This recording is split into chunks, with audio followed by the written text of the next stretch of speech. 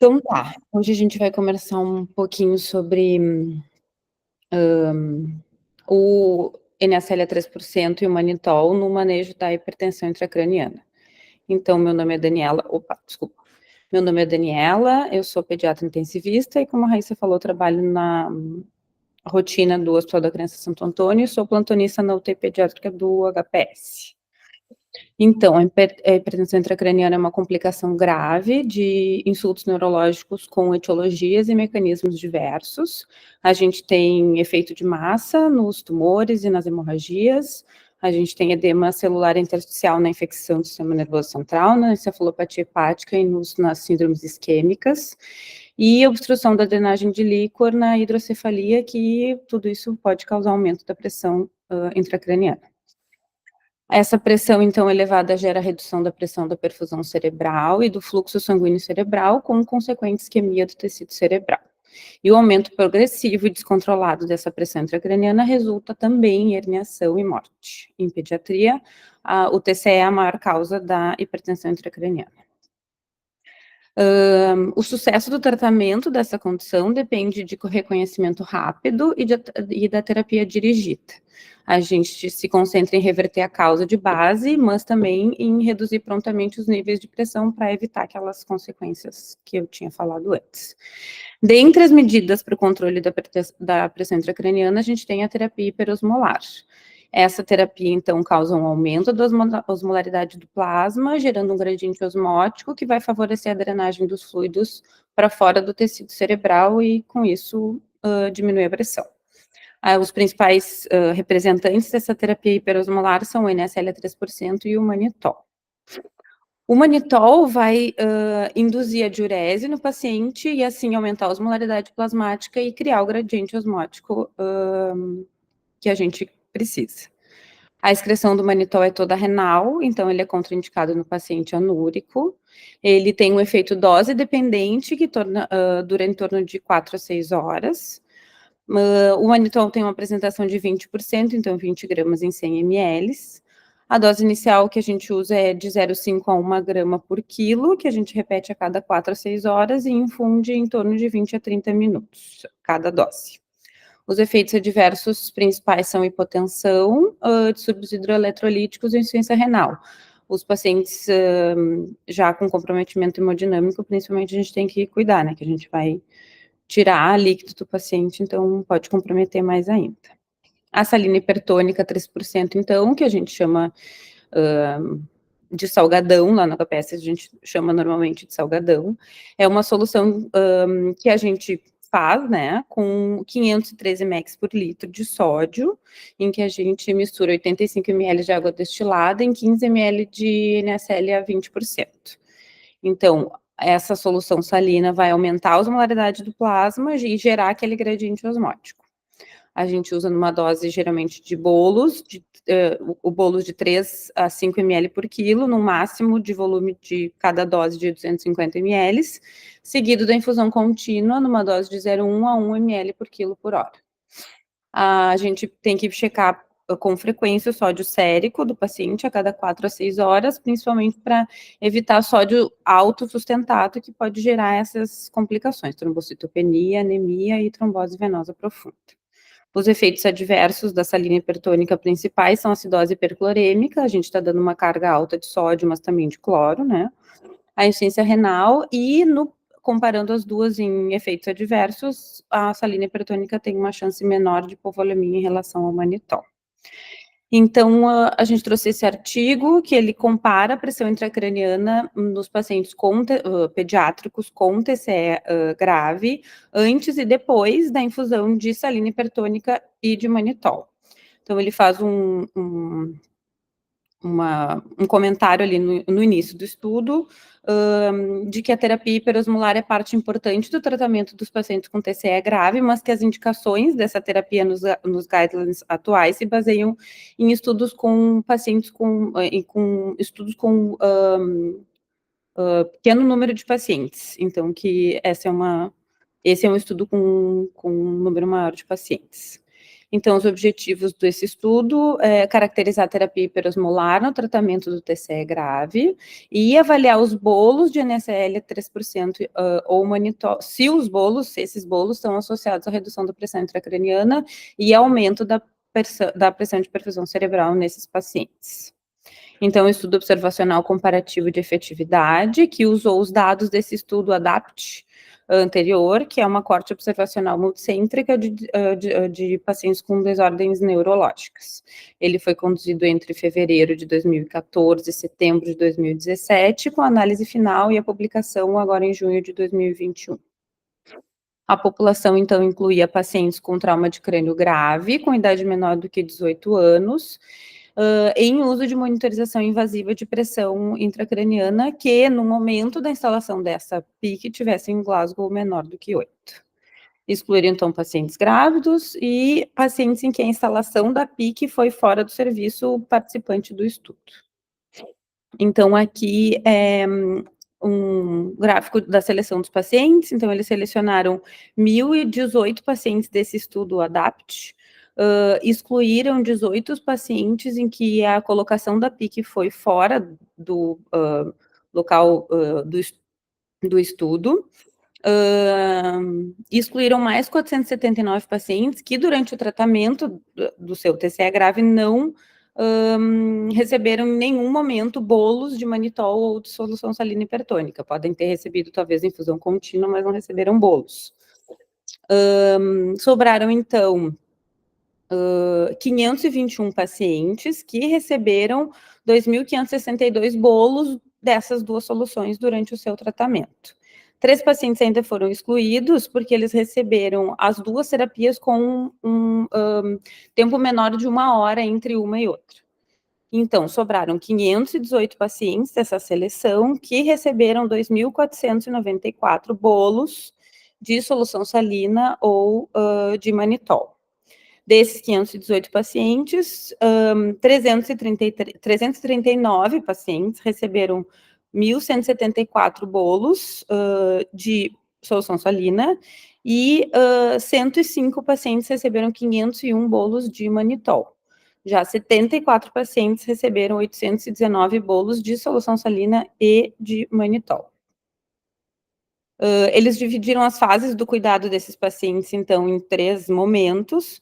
Os pacientes na fase pré-hospitalar, que era até a chegada ao hospital, na fase de ressuscitação, que era entre a chegada do paciente no hospital e a instalação da PIC, e a terapia direcionada pela PIC, que foi da instalação da PIC até 7 dias depois dessa instalação.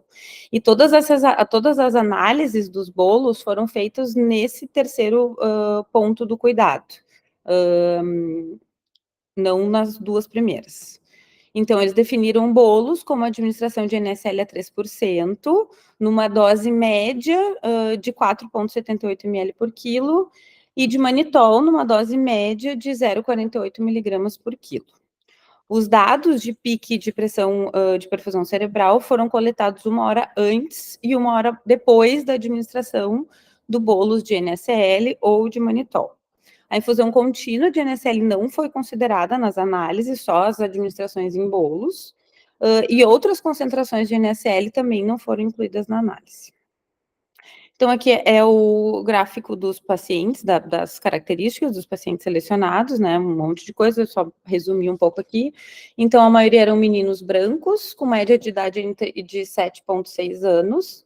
A maior causa do TCE foi acidente automobilístico. A maioria foi trauma fechado. A média da escala de coma de Glasgow dos pacientes em admissão era 5,2, então traumas bem graves, né?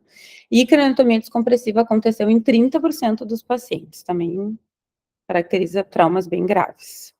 As limitações do estudo, então, que eles colocam é que a grande variabilidade, que houve grande variabilidade no uso da terapia hiperosmolar, concentrações diferentes de solução salina, diferente de 3%, as infusões e outras terapias combinadas. Então, para análise, eles mantiveram só as administrações em bolos, não de salina a 3%, e não consideraram a administração de solução salina contínua. Outro viés possível é que 40% dos dados relacionados ao manitol vieram de 2 centros participantes, era um estudo múltiplo, os dados eram de vários lugares, né? Mas os 2 centros maiores é que eram os dados sobre o manitol. Os resultados, então, eles viram que a média da redução da PIC depois do bolo de NSL a 3% foi de 1 milímetro de mercúrio e depois do manitol de 0,2 milímetros de mercúrio. Já a média do aumento da pressão de perfusão cerebral depois do bolo de NSL a 3% foi de 1,25 e depois do bolo de manitol foi 1,2. Essas associações foram significativas, mas eles observam que foram mais modestas do que estudos anteriores, que foram de aproximadamente 5 milímetros de mercúrio. Então, eles concluíram que a análise de aproximadamente 2.500 bolos de NSL a 3% ou de manitol, administrados em pacientes com TCE grave com monitorização invasiva de pressão intracraniana, demonstrou que os bolos de NSL foram associados à redução da PIC e aumento da pressão de perfusão cerebral, e que os bolos de manitol foram associados apenas ao aumento da pressão de perfusão cerebral, mas não com a redução da PIC. É isso.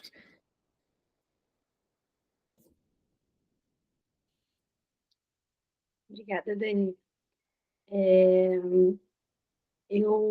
Bom, acho que vocês acabam tendo um N muito maior de casos de hipertensão intracraniana lá no HPS, né? A gente tem uma quantidade também, mas acredito que vocês acabam tendo mais. Qual é o tratamento de escolha de vocês no HPS? A gente usa infusão contínua, quase sempre, assim, os bolos para aquelas situações mais de resgate, assim, né? Dificilmente o paciente recebe bolo sem estar recebendo infusão contínua, né? Normalmente a gente começa com a infusão contínua e o bolos é aquela situação de resgate, assim, o paciente já aumentou a pressão, tu não tá conseguindo controlar com outras coisas e acaba usando bolos, mas O bolo de NSL ou de manitol? De NSL é 3%, manitol a gente usa bem pouco. A gente usa mais NSL a 3%. Sim. É bem mais. Rê, quer fazer algum comentário? Oi, queria fazer uma pergunta. Dani, lá no HPS, vocês esperam o sódio sérico da chegada ou se tem sinais de hipertensão intracraniana já começa na série 3%? Normalmente já começa, assim. Os exames não costumam demorar, assim, é uma coisa bem rápida, sabe? E se o paciente é bem grave, assim, normalmente a gente já começa uma dose baixa, e se a gente já tem um sódio, normalmente se o paciente é grave, às vezes ele, né, passa na sala vermelha e tudo, já tem um sódio inicial, e a gente se baseia naquilo, e daí vai ajustando conforme vai vindo os exames, assim, né? A gente, aquela dose ali de infusão contínua que eu coloquei é uma coisa bem ampla, assim, né? 0,1 a 1 ml por quilo por hora. A gente costuma começar com 0,25 a 0,5 e depois daí vai tateando. Gabi? Oi, Dani. Eu peguei um pouco pela metade a apresentação. Tá me ouvindo? Tô te ouvindo. Eu vi ali que tu falou que a mediana de dose foi 4 ml do salgadão e baixou na média também 1 milímetro de mercúrio. É uma coisa muito, muito pouca, né? Não, por isso que eu estava pensando que às vezes a gente fica com medo de fazer. A gente faz 1 por quilo e já fica com medo de repetir, mas daqui a pouco a gente tem que ser mais agressivo mesmo. Não sei como é que tu vê lá quando vocês estão com o monitor efetivamente, se tem que fazer doses maiores e mais frequentes, ou se como é que é. Porque por esse estudo dá a impressão que não, tem que tocar ficha e tocar ficha, né? A gente usa muito pouco bolos de NSL a 3%, muito pouco. E assim, essa variação de 1 é uma coisa muito pequena para beira-leito, assim, sabe? Para tu valorizar isso, porque tem muitas outras coisas que podem fazer. O modo que eles fizeram o estudo é assim, eles pegaram o momento que foi feito o bolo, seja do NSL ou do manitol, olharam quanto que o paciente tinha de pique 1 hora antes e 1 hora depois, e compararam. Só que, assim, esse período de 2 horas é um período muito longo, em que muita coisa acontece num paciente com hipertensão intracraniana grave, que daqui a pouco acorda, e daí tu tem que sedar, e daí tem outras coisas, assim, no meio, sabe? Então, assim, na prática clínica, eu fiquei pensando, assim, que era muito difícil fazer esse estudo, assim, sabe? Ali dos pacientes que a gente vê ali no HPS, tem várias outras coisas, né? Dor, hipertermia, se o paciente acorda, assim. Então, considerar que a mudança da pressão de perfusão e da PIC, né, nesse tempo foi atribuído só ao bolos do NSL, eu acho meio complexo. No fim, ele não consegue nos dizer, então, não sei se é essa introdução que vocês têm também, de que Desculpa, não entendi, não entendi. no fim, esse estudo não consegue nos dizer, então, que ele tenha, que usar o bolos baixa muito, ele não conseguiu ser metodologicamente bom para dizer que o bolos vai baixar, mas a gente sabe que pelo menos 1 hora depois não vai baixar, então não vai ter diferença, né?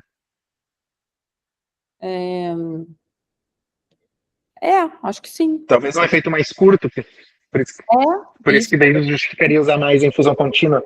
Isso, acho que sim. A gente usa basicamente infusão contínua, assim, a gente usa bem pouco os bolos. Larissa? Não, é só para acrescentar o que a Dani falou, na verdade, quando os pacientes chegam com hipertensão intracraniana já definida com a PIC, tu vê que a pressão intracraniana está subindo, já sedou, já está na fase do TIL, já está correndo NSL a 3% naquela dose que a Dani falou de 0,25 ml por quilo até o alvo de 160 de sódio. E aí, toda vez que a PIC sobe de 21, de 20, é o momento que a gente faz o bolos. E aí a gente faz 2 ml por quilo e muitas vezes repete e repete até tu ver a PIC cair. Isso é a cada 5 minutos. Tu faz, dá um tempo de 5 minutos e geralmente cai a PIC. Começa a baixar, mas aí é o tempo que tu também já aumentou a sedação e etc e tal. É isso, né, Dani? É isso, daí a gente acaba fazendo outras coisas junto, assim, né? É isso. Mas isso naquele neurocrítico que já tá com craniotomia descompressiva, já tá com a DVE, já tá com todo o arsenal, né? Não. Antes da craniotomia. Na chegada. Que depois da craniotomia descompressiva tende a melhorar a PIC, realmente, porque tu descomprimiu. Então... mas isso é naquele paciente que a gente está tentando não levar para craniotomia descompressiva, né? Exato. Daí, se o paciente não responde a isso, né? Tá sedado, tá com NSL 3% contínuo, com um sódio que a gente conseguiu elevar o sódio para o alvo ali, 155. E não responde nem ao bolos, que daí né, a gente faz depois. Daí sim, talvez esse paciente seja candidato à craniotomia descompressiva. Mas daí é o último passo, né, lá na frente. Depois que ele tá com a craniotomia, daí sobra poucas coisas.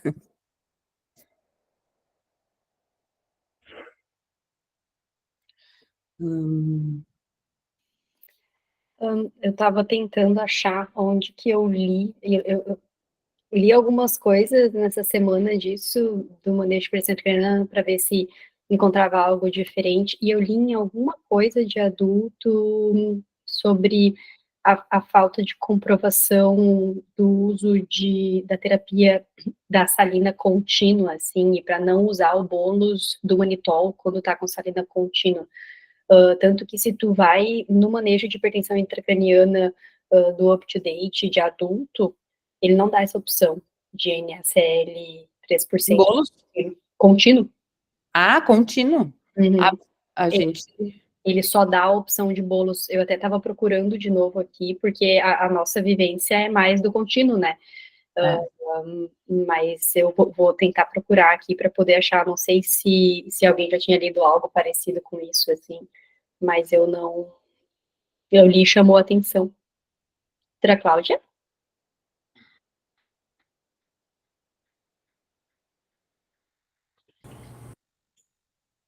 O que eu ia comentar era um pouco nisso, porque a gente tem muita dificuldade, óbvio, a gente não tem paciente de trauma nesse volume, não é? Então tem sempre que ter esse viés, mas a gente tem muita dificuldade com os nossos neurocirurgiões, né?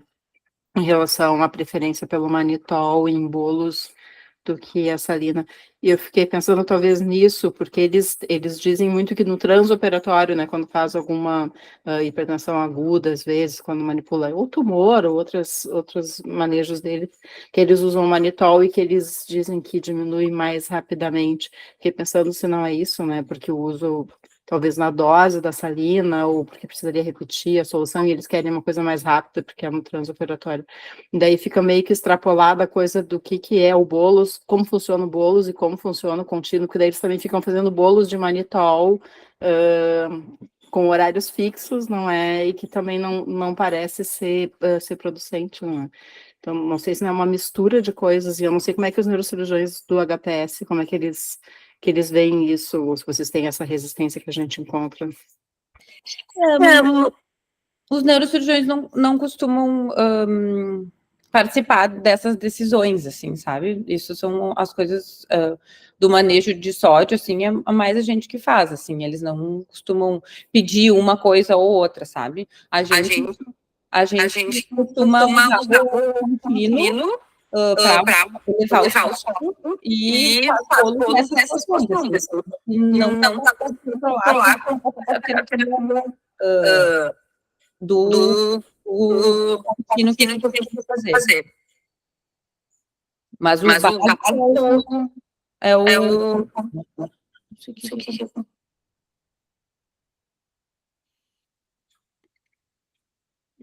Pessoal, ficou ligado. Não, é que eu ia perguntar se nem no transoperatório, quando eventualmente eles levam os pacientes para o bloco, se eventualmente nem nesses momentos eles não usam manitol, eles não falam manitol. Não. Obrigada, Dê. Pois é, eles têm... Eu vejo. Lari, me ajuda, tu lembra dos pacientes fazerem manitol no transoperatório? Uma vez, uma criança que chegou com um TCE, que eles viram que era um extradural pequeno e, tipo, em 1 hora, ela ficou anisocórica, começou a convulsionar, aí a gente fez tudo, inclusive manitol, e aí foi pro bloco. Mas no transoperatório? Ela subiu e quando voltou, ele me disse que tinha feito. Eu já tinha feito as outras coisas e ele fez lá em cima. Uma vez. Todos esses... Minha. Exato. E acho que em 10 anos, uma. Primeiro, retiro o que eu disse, tá? Eu achei agora que no artigo especificamente do manejo de trauma grave, de TCE grave, ele coloca o NaCl contínuo mesmo, da forma como vocês usam mesmo, assim. O guideline pediátrico, tu tá dizendo, aquele de 2019? Não, o artigo do up-to-date mesmo. Ah, tá. Eu devo ter me confundido em algo que eu li. E o que eu ia comentar, isso que a chefa falou do manitol, além deles terem estarem com essa fixação com o manitol, talvez porque diminua mais rápido, não sei, o que não é o que os trabalhos mostram, né? Eles não levam em consideração e a gente acaba levando para ter medo a coisa da instabilidade hemodinâmica, né? Porque daí o cara já está instável, acaba que faz mais poliúria e acaba tendo risco de fazer mais hipotensão, então isso atrapalha. E como nem todos os nossos pacientes estão com pique, muitas vezes a gente cai no problema de estar tratando algo que a gente nem sabe com certeza se ainda tem hipertensão intracraniana, então está tratando uma clínica mais ou menos, com isso eu tô falando não TCE, né? Umas pós-operatórias e tal.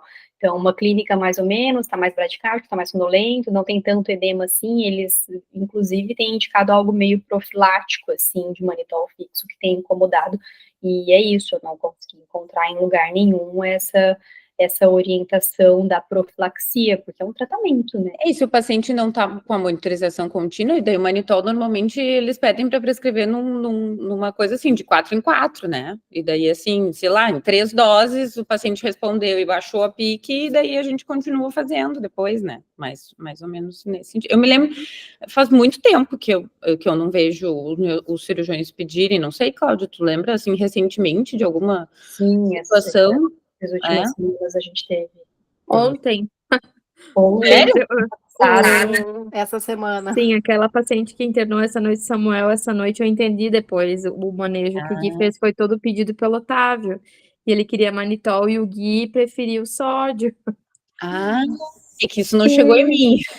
Essa Então, amanhã eu te informação não chegou em mim. conto o que o Gui me contou, mas sim. Agora entendi. Não, e também, assim, a gente no HPS tem muito TCE, né? Mas no Santo Antônio a gente tem muitos pacientes neurológicos que não são TCE e que muitas vezes a gente usa a salina hipertônica também em situações que a gente também fica na dúvida, assim muito, e mais de uma vez, essa situação que eu tô dizendo, mais por pressão do cirurgião, né? Eu não sei se é da formação do neurocirurgião que pediu manitol, da onde ele veio, a formação de neurocirurgia dele, ter escolhido, que não é a primeira vez que o Otávio especificamente pede pra gente fazer manitol, coisa que o Bedin não pedia. Então, não sei se é de formação.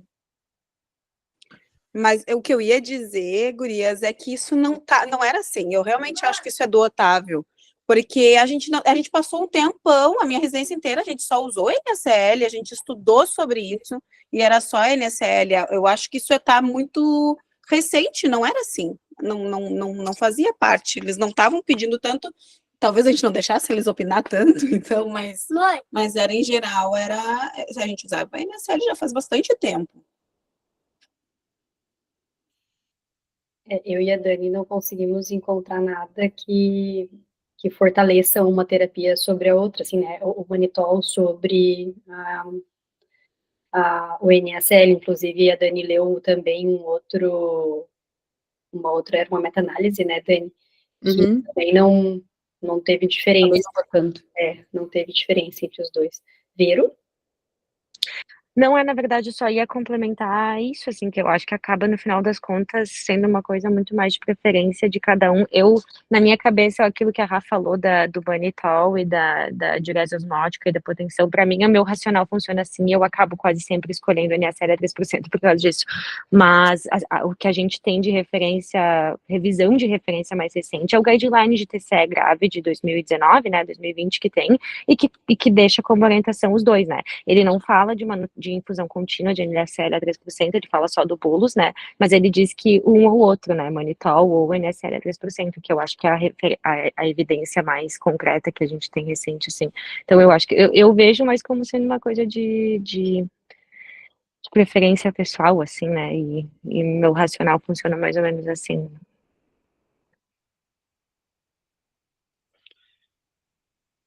Eu acho que acaba que a tendência é essa, assim, se o paciente está instável ou meio no limite, assim, da estabilidade hemodinâmica, ou já é um paciente que está tendendo mais a poliúria, a gente não vai ficar correndo atrás da máquina, né, se tu optar pelo manitol, e aí dificulta muito mais e deixa ainda mais na ausência de uma monitorização invasiva, isso deixa o controle muito mais complexo, né. Eu acho que eu tenho, às vezes, um pouco mais de dificuldade na indicação pro paciente grave, assim, né, lá no HPS é o que a gente usa normalmente, o NSL a 3% contínuo, os bolos e tudo, mas muitas vezes a gente vem a gente usando para pacientes que não são tão graves assim, né, e às vezes eu fico pensando, talvez a gente extrapola esse uso, assim, né, para situações que talvez a gente não precisasse usar, assim, né, o paciente que não que não é tão grave assim, e que talvez não precisasse usar, mas no Santo Antônio eu acho que isso acontece algumas vezes, assim, né, da gente acabar, não sei se nos outros serviços, é que a gente tem muita neurocirurgia, o neurocirurgião é bem presente, assim, né, mas eu não sei nos outros serviços se isso acaba acontecendo, assim, também, a gente usar para pacientes que não são tão instáveis, assim, né, que não são pacientes tão graves, assim, né.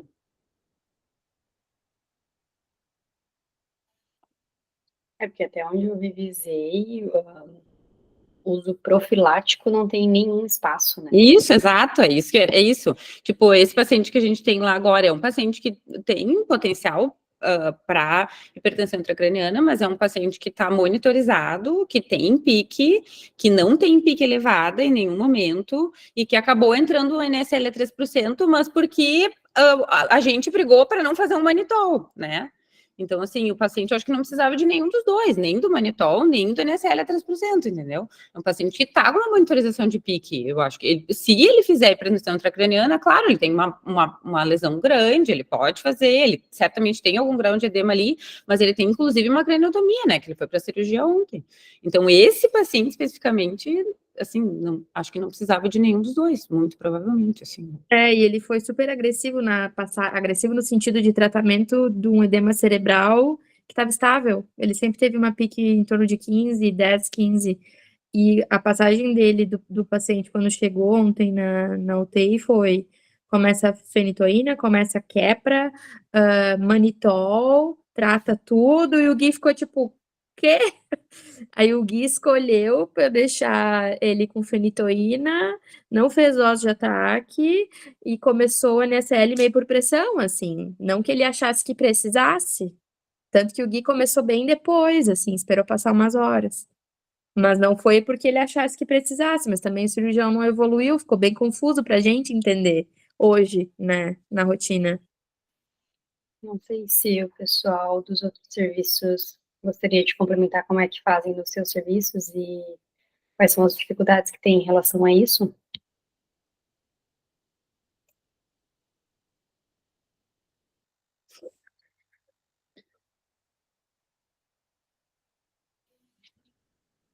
A galera tá tímida.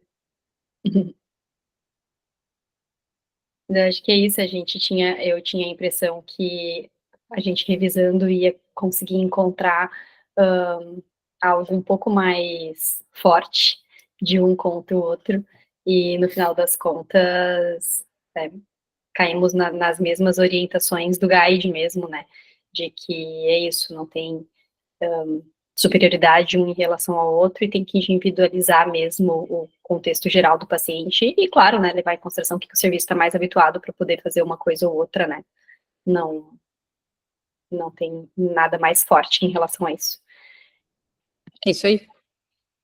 Então, tá bem, galera, acho que se ninguém quer contribuir com mais nada, a gente pode finalizar, e a gente se vê